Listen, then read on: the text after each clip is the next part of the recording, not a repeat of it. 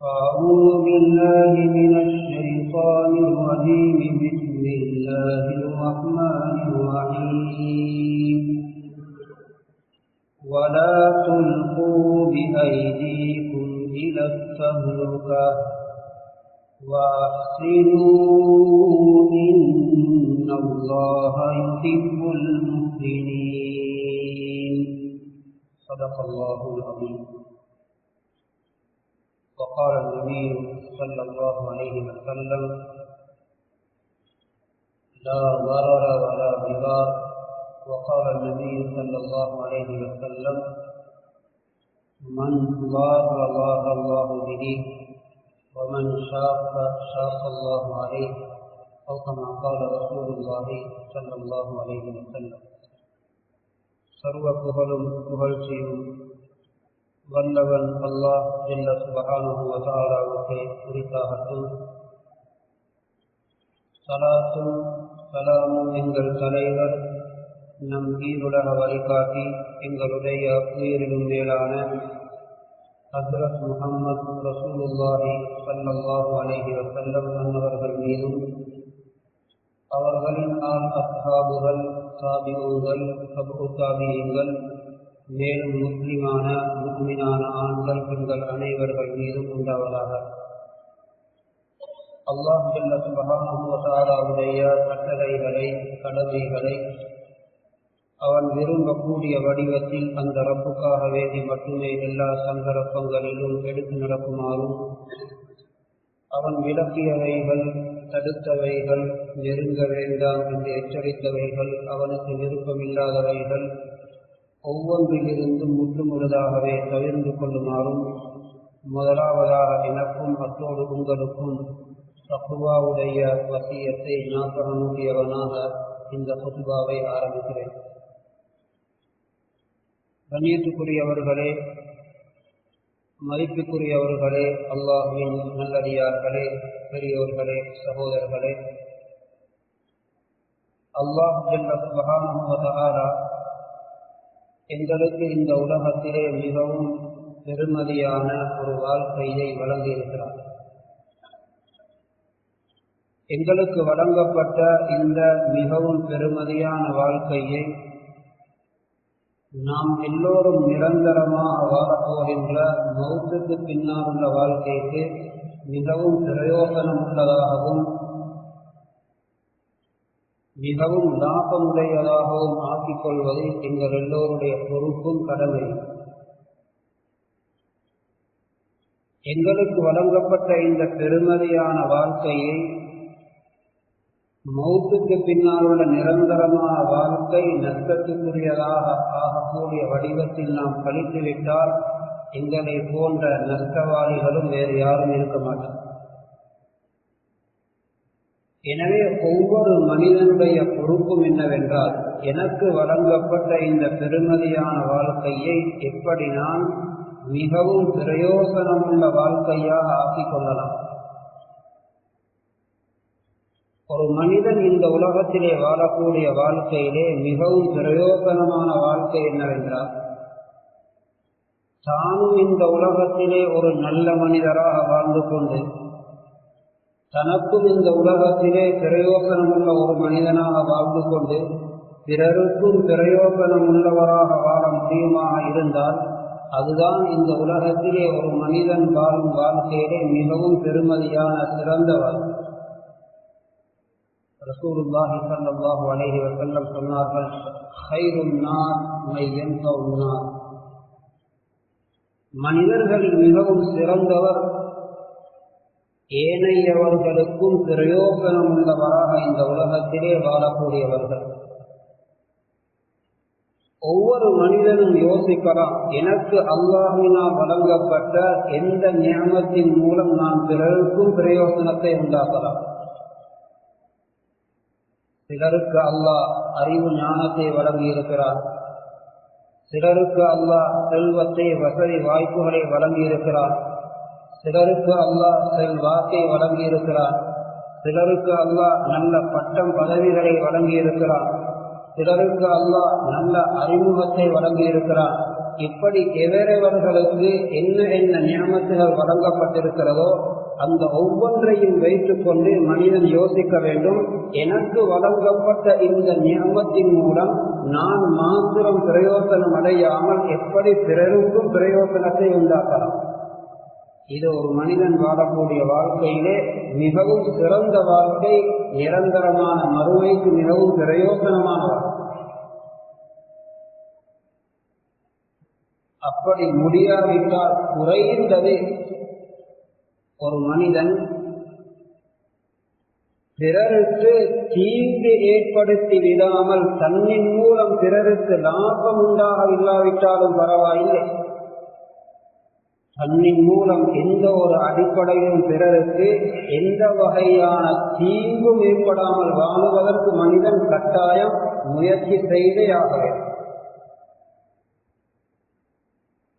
அல்லது பிறருக்கு வரக்கூடிய தீங்கை தடுத்து நிறுத்துவதற்கு முயற்சி செய்யக்கூடிய ஒரு மனிதனாகவாவது இந்த உலகத்திலே மனிதன் வாழ வேண்டும். அல்லாஹ்வுக்கு மிகவும் விருப்பத்தை ஏற்படுத்தக்கூடிய செயல்களில் ஒன்றுதான் ஒரு மனிதன் பிறருக்கு ஏற்படக்கூடிய ஒரு தீங்கை விட்டும் அவரை பாதுகாப்பதும் தடுப்பதும் அதற்காக வேண்டி முயற்சி செய்வது. இது அல்லாஹ்வுக்கு மிகவும் விருப்பத்தையும் சந்தோஷத்தையும் ஏற்படுத்தக்கூடிய அமல்கள். அதே நேரத்திலே அல்லாஹ்வுக்கு மிகவும் கோபத்தையும் வெறுப்பையும் ஏற்படுத்தக்கூடிய பாவங்கள் ஒன்றுதான் ஒரு மனிதன் பிறருக்கு ஏதோ ஒரு வகையிலே ஒருவனுடைய மான மரியாதையிலே அல்லது ஒருவனுடைய சொத்து செல்வங்களிலே அல்லது ஒருவனுடைய உடந்தை உரிமைகளிலே ஒரு பாதிப்பு தீங்கு ஏற்படக்கூடிய முறையிலே நடப்பது இது அல்லாஹ்வுக்கு மிகவும் கோபத்தை உண்டாக்கக்கூடிய செயல். இந்த இரண்டு விடயத்திலும் ஹதீசுகளிலே நிறைய சொல்லப்பட்டிருக்கிறது. ஒரு மனிதனுக்கு ஏற்பட போகின்ற வர இருக்கின்ற ஒரு தீங்கை ஏற்பட்டு விடாமல் தடுத்த மனிதனுக்கு என்ன என்ன பிரயோசனங்கள் ஈருலகத்திலும் கிடைக்கிறது. அதே நேரம் ஒருவன் இன்னும் ஒருவருக்கு தீங்கு செய்துவிட்டால் அப்படி நடந்து கொண்டால் அதன் மூலம் என்ன என்ன பாதிப்புகளும் விளைவுகளும் இருக்கு. இதனால் தான் புறம் பேசுவதென்பது மிகவும் பயங்கரமான மோசமான பாவமாகவும் அல்லாஹ்விடத்திலே கடும் தண்டனைக்குரிய ஒரு குற்றம் என்பதாகவும் குர்ஆனிலும் ஹதீஸிலும் ஏன் கூறப்பட்டிருக்கிறது? ஒருவர் இன்னும் ஒருவரை பற்றி அவர் இல்லாத இடங்களிலே வேறொருவரிடத்திலே சில செய்திகளை சில விடயங்களை பேசுகிறார். அவர் அதனை கேள்விப்பட்டால் கவலைப்படுவார், மன வருத்தப்படுவார், விருப்பப்பட மாட்டார். இவர் என்னை பற்றி இவ்வாறு இவரிடத்திலே பேசியிருக்க கூடாது என்று ஆத்திரப்படக்கூடிய ஒரு செய்தியை பேசுகிறார். இதற்கு பெயர் புறம், தீபத். ஏன் இது மிகவும் கடினமாக எச்சரிக்கப்பட்டு பயங்கரமான தண்டனைகள் சொல்லப்பட்டிருக்கிறது? இதன் மூலம் ஒரு மனிதன் மிகவும் பாதிப்படைகிறான். அவனுடைய மானம் மரியாதையிலே இதன் மூலம் மிகப்பெரிய தீங்கும் பாதிப்பும் ஏற்படுகிறது. அதனால் அல்லாஹு தஆலா அந்த பாவத்தை புறம் பேசுவதை தன்னுடைய பரிசுத்தமான குர்ஆனிலும் ஹராமாக்கி இருக்கிறார். ஹதீஸிலும் பயங்கரமான எச்சரிக்கைகள் செய்யப்பட்டிருக்கிறது. நீ இவ்வாறு பேசுவதன் மூலம் ஒருவனுடைய மனதில் நோவடைகிறது, அவனுடைய மானம் பறிபோகிறது, அவன் கவலைப்படுகிறான், அவனுடைய உள்ளத்திலே ஒரு கவலை அங்கே ஏற்பட்டு விடுகிறது.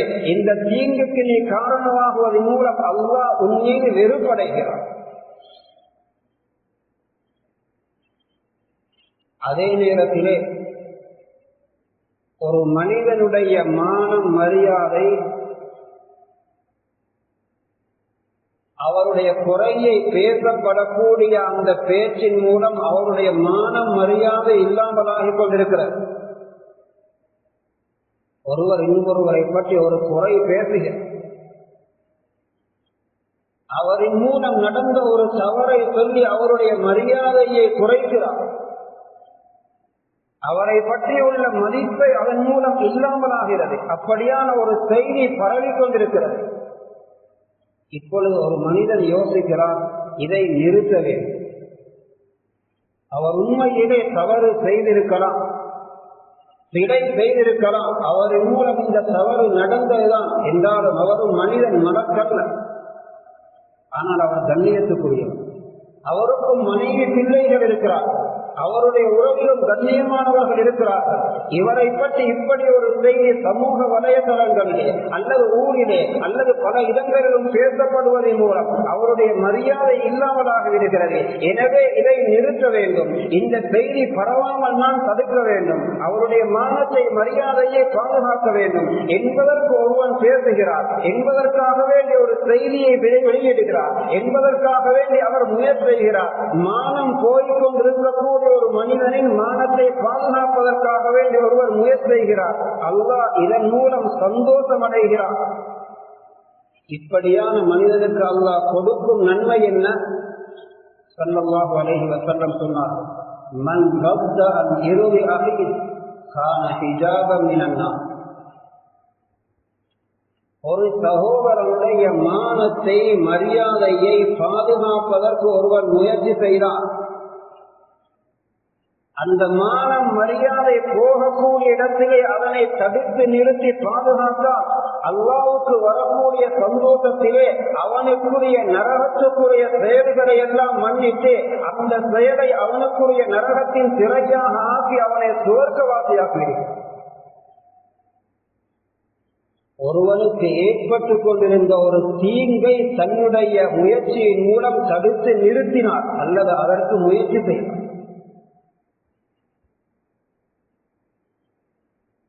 ஒருவன் ஒரு மனிதனுடைய குறையை கண்டுவிட்டு அதை இன்னும் ஒருவரிடமோ 2 பேரிடமோ பலரிடமோ நண்பர்களிடமோ பேசுகிறான். யாரிடத்திலும் சொல்ல வேண்டாம், உன்னிடத்தில் மாத்திரம் சொல்லுகிறேன் என்று சொன்னாலும் அது அடுத்தவனுடைய குறையை அம்பலப்படுத்துவதுதான். இல்லை, அவன் நம்பிக்கையான என்னுடைய நண்பன் என்பதனால் தான் அவரிடத்திலே சொல்லேன் என்று கூட சொல்லுவதற்கு மார்க்கத்திலே அனுமதி இல்லை. குறையை சொல்லுங்கள். ஒருவனுடைய தந்தையிடத்திலே போய் அந்த மகனை அவர் திருத்துவதற்காக வேண்டி குறையை சொல்லலாம். அவருடைய ஆசிரியரிடம் ஒத்தாவிடம் போய் சொல்லலாம். அந்த மாணவனை கண்ணியமாக அவர் திருத்தி எடுப்பார் என்பதற்காக வேண்டி. அல்லது ஊரிலே செய்த ஒரு குறை, இது ஒரு மோசமான ஒரு செயல், இது தடுத்து நிறுத்தப்படாவிட்டால் ஊரே சீரழிந்துவிடும் என்று இருந்தால் முறையாக நிர்வாகத்திடம் ஒப்படைத்து அதனை அமானிதம் பேசி அந்த குறையை இல்லாமலாக்கலாம். எந்த ஒரு சேவையும் இல்லாமல் வெறுமனை பொழுதுபோக்கு வேண்டி அல்லது வெறுமனே ஏதோ ஒன்றை பேசுவோம் என்பதற்காக வேண்டி இன்னும் ஒருவருடைய குறையை பேசினால் இது அல்லாஹ்வுக்கு வெறுப்பை உண்டாக்குகிறது. ஹதீஸிலே வருகிறது, ஒருவன் இன்னும் ஒருவருடைய குறையை அம்பலப்படுத்தினான், மறைக்க வேண்டிய ஒரு குறையை எந்த ஒரு நியாயமான காரணமும் இல்லாமல் அவன் அதனை வெளியிலே கொண்டு வந்தான். அது ஒருவரிடம் சொல்லலாம், இருவரிடம் சொல்லலாம், பலரிடம் சொல்லலாம், குருக்களே போடலாம், அனைத்தும் அல்லாஹ்வுக்கு வெறுப்பு ஏற்படுகிறது. ஏன் இப்படி ஒரு தீங்கை அவனுக்கு செய்கிறான்? அதனால் அவனிலே அப்படிப்பட்ட ஒரு குறையை ஏற்படுத்தி அவன் வீட்டு நடுவில் இருந்தாலும் அல்லாஹ் அவனை கேவலப்படுத்துவான். ஹதீஸிலே வருகிறது. ஹசன் பஸரி ரஹிமஹுல்லாஹ் எழுதுகிறார்கள், சில மனிதர்கள் எந்த குறையும் இல்லாமல் வாழ்ந்து கொண்டிருந்தார்கள். எப்பொழுது அவர்கள் அதிகமாக பிறருடைய குறைகளை அங்கும் இங்கும் பேச ஆரம்பித்தார்களோ அவர்களை பற்றிய குறை பேசக்கூடிய ஒரு சமூகத்தை அவர்கள் அதன் மூலம் உருவாக்கினார்கள். எழுதுகிறார்கள், ஒரு மனிதன் எந்த அளவு அடுத்தவர்களை பற்றி குறையும் புறமும் பேசுகிறாரோ அவர் நினைத்துக் கொள்ளட்டும், என்னை பற்றியும் குறையும் புறமும் பேசக்கூடிய ஒரு சமூகத்தை நான் உருவாக்கி கொண்டிருக்கிறேன். நான் இல்லாத நேரத்திலே என்னுடைய மௌத்துக்கு பின்னால் என்னுடைய குறையையும் புறத்தையும் பேசக்கூடிய ஒரு சமூகத்தை நான் உருவாக்கி கொண்டிருக்கிறேன். நான் பிறரை பற்றி பேசும் பொழுதெல்லாம் ஒரு கூட்டம் குறை இல்லாமல் இருந்தார்கள். பிறரை பற்றி குறை பேசியதன் மூலம் அவர்கள் குறை பேசப்படக்கூடியவர்களாக மாறினார்கள். அதே நேரத்திலே ஒருவனுடைய குறையை ஒருவன் மறைக்கிறார். இயன்ற அளவு அதனை மறைப்பதற்கு முயற்சி செய்கிறார். இது வெளியிலே வந்துவிடக் கூடாது, இவன் கேவலமாகிவிடக் கூடாது, தவறு செய்துவிட்டான் தான் இதை இவனுக்குள் இருந்தே இல்லாமலாக்கி தௌபா செய்ய வைக்க வேண்டுமே தவிர இது 4 பேருக்கு தெரிய வரக்கூடாது என்று அந்த குறையை முடியுமான அளவு முயற்சி செய்து மறைத்து விடுகிறார். அல்லாஹ்வுக்கு சந்தோஷம் ஏற்படுகிறது. ஹதீஸிலே வருகிறது, ஒருவன் ஒருவருடைய குறையை மறைத்தார் அல்லாஹ் அவனுக்கு சந்தோஷத்திலே கொடுக்கக்கூடிய வெகுமதி என்னவென்றால் இந்த உலகத்திலும் அவனுடைய குறைகளை அல்லாஹ் மறைப்பார், மறுமையிலும் அவனுடைய குறைகளை மறைப்பார். அல்லாஹ் அடியார்களிடத்திலிருந்து இதை எதிர்பார்க்கிறார். இவர் யாருக்கும் தீங்கு செய்யாமல் வாழ வேண்டும். பிறருக்கு தீங்கு ஏற்படக்கூடிய எந்த ஒரு காரியமாக இருந்தாலும் அதனை தடுத்து நிறுத்துவதற்கு முயற்சி செய்ய வேண்டும். அவ்வாறு செய்யும் பொழுது அல்லாஹ் அவன் மீது விருப்பம் கொள்கிறார். நிறைய வெகுமதிகளை அல்லாஹ் வழங்கிக் கொண்டே இருக்கிறார்.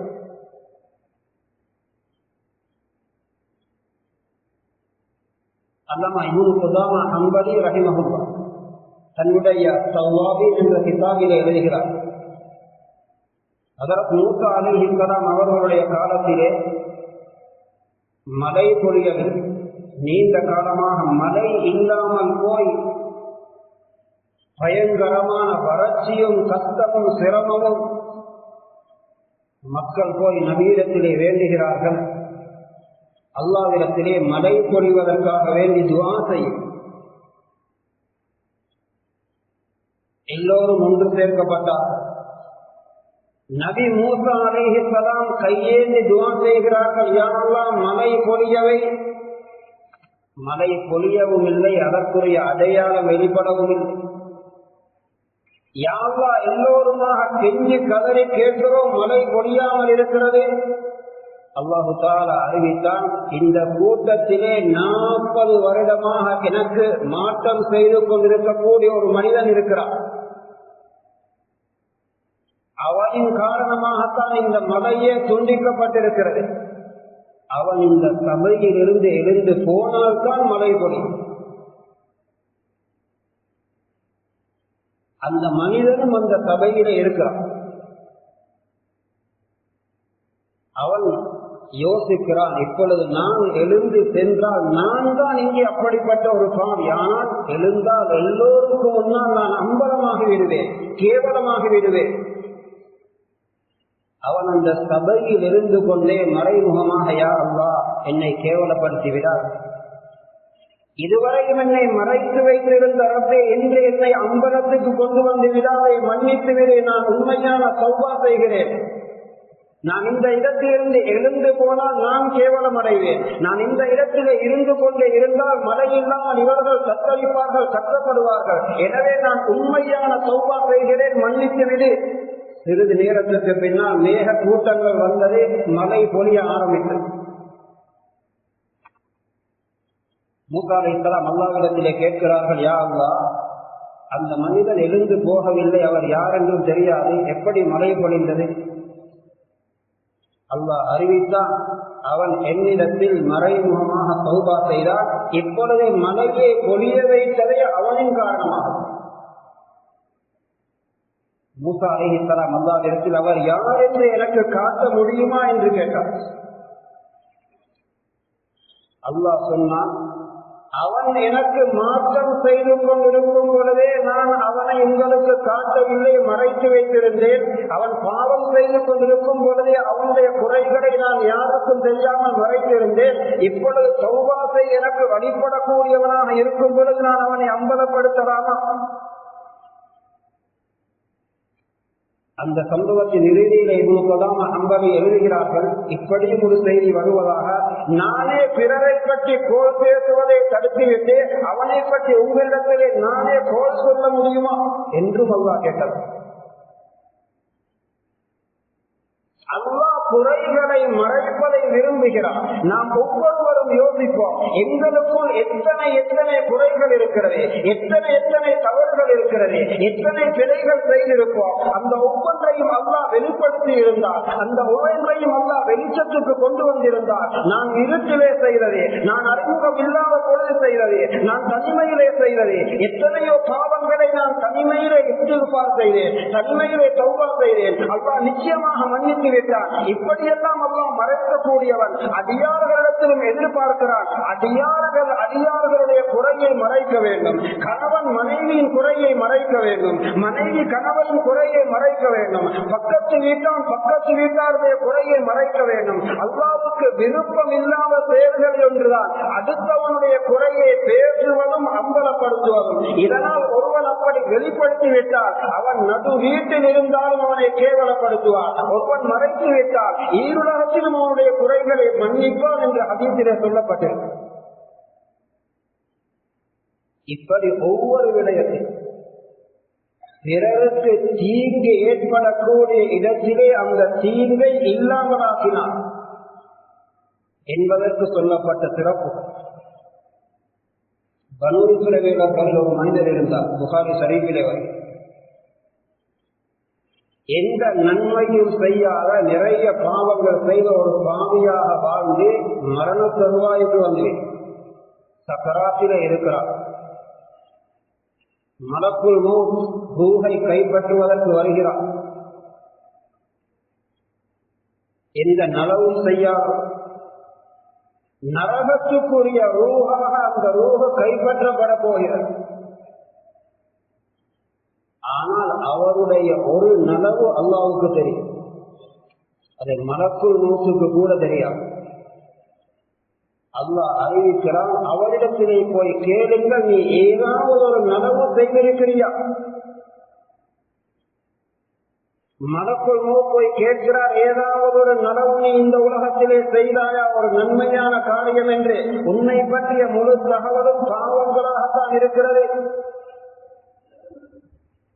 அவர் சொல்லுகிறார், உண்மையிலே நான் அப்படிப்பட்ட ஒரு பாவிதான், ஆனால் ஒரு நலவு செய்தேன்.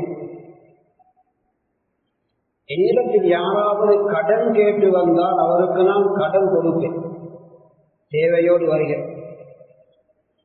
உண்மையிலே கடன் கேட்டவருக்கு அந்த கடனை உரிய நேரத்திலே அவர் வாக்களித்த நாளிலே திருப்பி தருவதற்கு முடியாமல் கஷ்டத்தோடு இருந்தால் அவருக்கு நான் அவகாசம் வழங்குவேன். அதுவும் அவரால் முடியாத கஷ்டவாளியாக இருந்தால் மன்னித்து விடுவேன். இப்படி ஒரு நல்ல செயலை செய்திருக்கிறேன். அல்லாஹ் மலக்குல் மௌத்துக்கு அறிவிப்பான், அவருடைய ரூஹை நான் அவரை மன்னித்து விட்டேன், அவருடைய ரூஹை சுவர்க்கத்துக்குரிய ரூஹாக கைப்பற்றி கொண்டு வா. ஏன்? கடன் என்பது ஒரு மனிதனுடைய உள்ளத்திலே உள்ள மிகப்பெரிய சுமை. நாளைக்கு அவருக்கு இத்தனை ரூபாயை கொடுக்க வேண்டுமே என்பது அவருடைய இரவு பகலாக அவரை வாசிக் கொண்டிருக்கக்கூடிய மிகப்பெரிய ஒரு வருத்தம். அந்த நிலையை உணர்ந்து கடன் கொடுத்தவர் உனக்கு இன்னும் ஒரு மாதம் டைம் தருகிறேன் என்று சொன்னால் அந்த உள்ளத்திலே உள்ள அந்த அவருடைய வருத்தமும் அந்த கஷ்டமும் அவரை விட்டு நீங்கி அவர் மிகவும் சந்தோஷம் அடைகிறார். அல்லது அந்த கடனையே தர முடியாததை பார்த்து சரி நான் மன்னித்து விட்டேன், அந்த கடனை நீ தர தேவையில்லை என்று சொல்லிவிட்டால் மிகப்பெரிய ஒரு பாரத்தை அந்த உள்ளத்திலிருந்து அவர் கீழே தூக்கி வைக்கிறார். அவர் அப்பொழுதுதான் மனைவி பிள்ளைகளோடு சந்தோஷமாக பிரித்து பேசக்கூட ஆரம்பிக்கிறார். இதுதான் கடனாளிகளுடைய நிலை.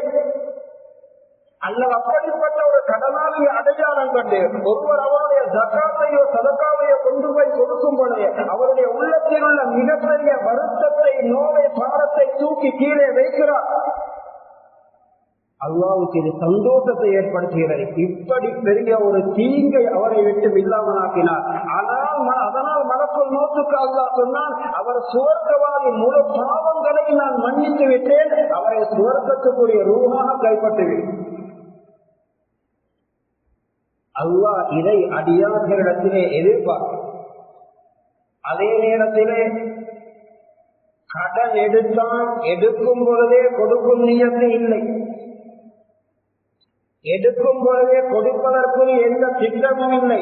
எடுப்போம், பிறகு யோசிப்போம், அல்லது என்னவாவது செய்து கொள்வோம், ஏதாவது காரணங்களை சொல்லி காலத்தை கொண்டு போவோம் என்றுதான் எடுக்கிறார். கொடுக்கும் நியத்தே இல்லை, கொடுப்பதற்கு முயற்சியும் செய்யவில்லை, அதற்கான எந்த ஏற்பாடுகளையும் செய்வதற்கு தயாராகவும் இல்லை. அப்படியே நொண்டி காரணங்களை சொல்லி இழுத்தடுத்திக் கொண்டே இருந்தார். கடனை கொடுக்காமலே மரணித்தார். இவனை அல்லாஹ் விடமாட்டார். ஹதீஸிலே வருகிறது, கியாமத்துடைய நாளில் அந்த மனிதனை அல்லாஹ் எழுப்புவார். அவனிடத்திலே கேட்பார், நீ நினைத்தாயா என்னுடைய அடியானுக்குரிய ஹக்கை நான் நீதத்திலே வாங்கி கொடுக்க மாட்டேன் என்று? இன்று நீ அந்த கடனை கொடுக்காவினால், நீ செய்த இபாதத்துகள் வணக்கங்கள் எல்லாம் அந்த கடனுக்கு பகரமாக அவனுக்கு கொடுக்கப்பட்டு விட்டது என்று இவனுடைய நன்மைகளும் தொழுகைகளும் இபாதத்துகளும் அந்த கடனுக்கு பகரமாக அல்லாஹ் வாங்கி கொடுப்பார். அவன் நேர்மையானவன், நீதமானவன். கடன் எடுப்பதன் மூலம் அவனுக்கு தீங்கை ஏற்படுத்தினால் கியாமத்திலே நன்மைகள் பறிக்கப்படுகிறது. தர வேண்டிய கடனை கஷ்டவாதிக்கு இல்லாமலாக்கினால் இவருடைய பாவங்கள் மன்னிக்கப்பட்டு சுவர்க்கத்திலே நுழைவிக்கப்படுகிறார். தீங்கை யாருக்கும் செய்ய முடியாது. தீங்கை இல்லாமலாக்கினால் அதன் மூலம் அல்லாஹ் சந்தோஷப்படும். அநியாயத்தை அல்லாஹ் யாருக்கும் விடமாட்டார்.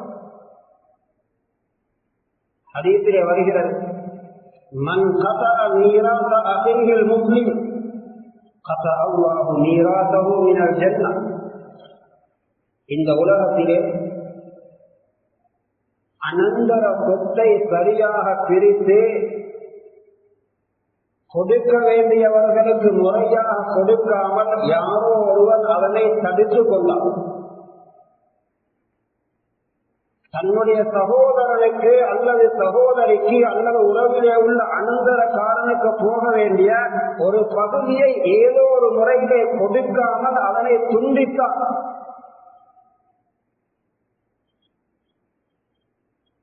இது தீங்கு. அல்லாஹ் இதை ஏற்றுக்கொள்ள மாட்டார்.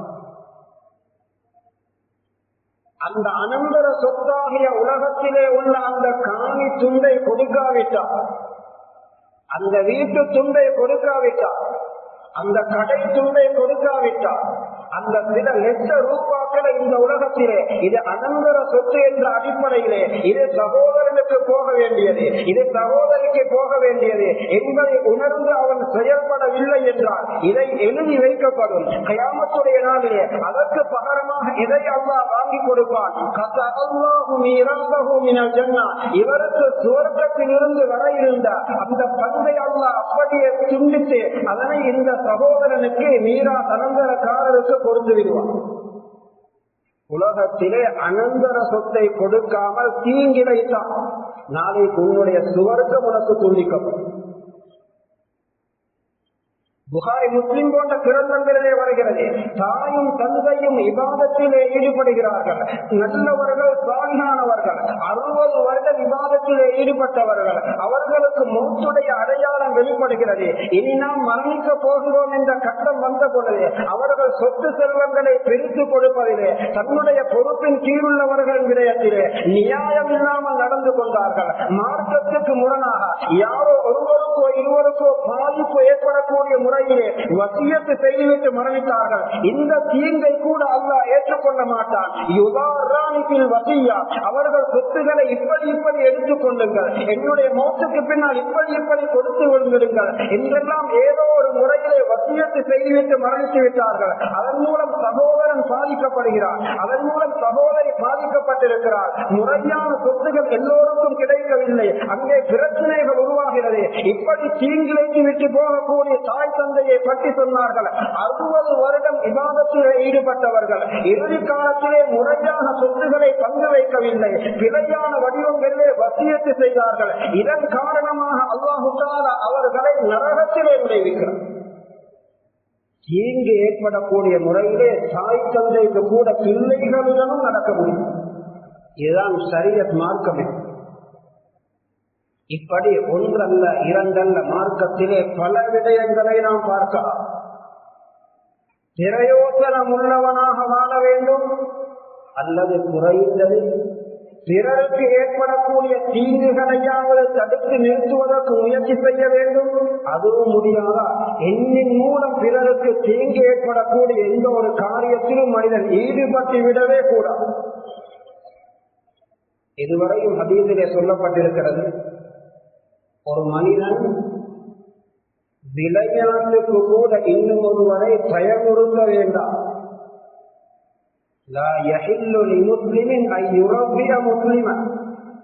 ஒரு மனிதன் இன்னும் ஒருவரை ஜோக்குக்கு விளையாட்டுக்கு கூட அவன் திடுக்கிடக்கூடிய முறையிலே நடந்து கொள்ளக்கூடாது. சஹாபாக்கள் பிரயாணம் செய்த பொழுதே ஒரு சஹாபி தூங்கி இருந்தார். அவருடைய கயிறை ஒன்றோ அவருடன் சேர்த்து இன்னும் ஒன்றிலே கட்டிவிட்டார்கள் ஜோக்குக்காக, அல்லது அந்த கயிறை எடுத்து ஒழித்து விட்டார். அவர் இருந்தவுடன் பயந்து விட்டார், திடுக்கிட்டு விட்டார். செய்தது ஜோக்குக்காக வேண்டி, நகைச்சுவைக்காக வேண்டி. ஆனாலும் அவர் பயந்து திடுக்கிட்டார். என்ன நடந்தது? நபி ஸல்லல்லாஹு அலைஹி வஸல்லம் அப்பொழுதுதான் சொன்னார்கள், இப்படி நீங்கள் ஒருவர் திடுக்கிடக்கூடிய பயப்படக்கூடிய முறையிலே விளையாட்டுக்கும் செய்வது ஹராம் என்றார். ஏன், சில நேரங்களில் அது கூட பயங்கர விபரீதங்கள் ஏற்பட்டது. ஒரு பகுதியிலே நடந்த உண்மையான செய்தி, இலங்கையில் அல்ல வெளிநாட்டிலே. ஒரு வீடு, அந்த வீட்டுக்கு முன்னால் மெயின் ரோட். மனைவி வீட்டுக்குள்ளே பொருள்களை எடுத்துக்கொண்டு வருகிறார், மேல் மாடிக்கு ஏறுகிறார். கணவன் அவளை பயமுறுத்தும் நோக்கத்திலே விளையாட்டுக்காக ஒளிந்திருந்து விட்டு சத்தமிட்டுக் கொண்டு பாய்ந்தார். மனைவி திடீரென்று அந்த சத்தத்தை கேட்டவுடன் யாரெவர் என்று விளங்கவில்லை. திரும்பி ஓடினால் வீட்டுக்கு வெளியிலே.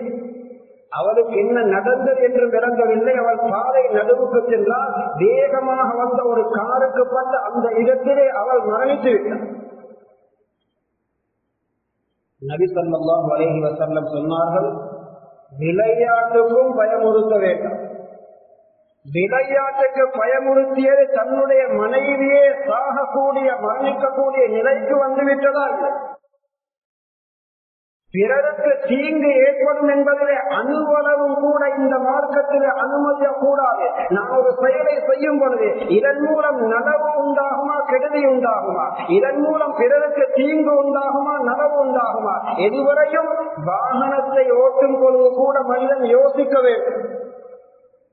நான் இந்த வேகத்திலே இந்த பாதையிலே வாகனத்தை செலுத்துவது பொருத்தமா இல்லையா? இது சாதகமான முடிவை கொடுக்குமா, பாதகமான நிலையை உண்டாக்குமா? இவ்வளவு வேகமாக நான் இந்த பைக்கிலே, இந்த பிரிவிலே, இந்த வேகிலே, காரிலே இவ்வளவு வேகமாக போவது, இவ்வளவு வேகமாக வாகனத்தை செலுத்துவது, இது ஆரோக்கியமானதா, ஆரோக்கியமற்றதா? இது முன்பின்னாகிவிட்டால் சில வேளை ஒரு பெண் விதவையாகலாம், எத்தனையோ பிள்ளைகள் அனாதையாகலாம், குடும்பங்கள் கண்ணீர் வடிக்கக்கூடிய நிலை வரலாம். அல்லாஹ்வுடைய முடிவுதான். ஆனாலும் அந்த தீங்குக்கு நீர் காரணமாகி விட்டீரே, இது அல்லாஹ்விடத்திலே தண்டனைக்குரிய குற்றம். வேண்டும் என்று செய்திருந்தார். ஒரு வாகனத்தை செலுத்தும் பொழுது கூட யோசிக்க வேண்டும், இந்த அவசரமான என்னுடைய ஓட்டும் இந்த விதம் ஆபத்தை உண்டாக்கும் என்று இருந்தால் அந்த வரரை தவிர்த்து கொள்ள வேண்டும். என்னுடைய மடத்தனத்தினாலும் பிழையினாலும் இப்படி ஒரு அநியாயம் தீங்கு யாருக்கும் ஏற்பட்டுவிடக் கூடாது. இதனால் தான் இப்னு முஆத் ரஹ்மத்துல்லாஹி அலைஹி சொன்னார்கள், இல்லம் தன்ஃபஹு ஃபலா ததுர்ரஹு. நீ ஒருவனுக்கு பிரயோஜனத்தை உண்டாக்காவிட்டாலும் பரவாயில்லை, ஒருவனுக்கு தீங்கு செய்து விடாதே. இல்லம் தம்தஹு ஃபலா ததும்மஹு. நீ ஒருவனை பாராட்டாவிட்டாலும் பரவாயில்லை, ஒருவனை நீ கேவலப்படுத்தி விடாதே. இல்லம் துக்ரிஹு ஃபலா ததும்மஹு. நீ ஒருவரை சந்தோஷப்படுத்தாவிட்டாலும் பரவாயில்லை, ஒருவனை கவலைக்குள் ஆக்கி விடாதே. எனவே அல்லாஹ் சுப்ஹானஹு வ தஆலா இந்த உலகத்திலே பிறருக்கு நலவு செய்யக்கூடியவர்களாகவும் எங்களை ஆக்கி வைப்பானாக. அவரால் பொறுத்துக் கொள்ளப்பட்ட நல்லோர்களாக ஆக்கி வைப்பானாக. எங்கள் எல்லோருடைய இறுதி முடிவுகளையும் சிறப்பாக ஆக்கி வைப்பானாக.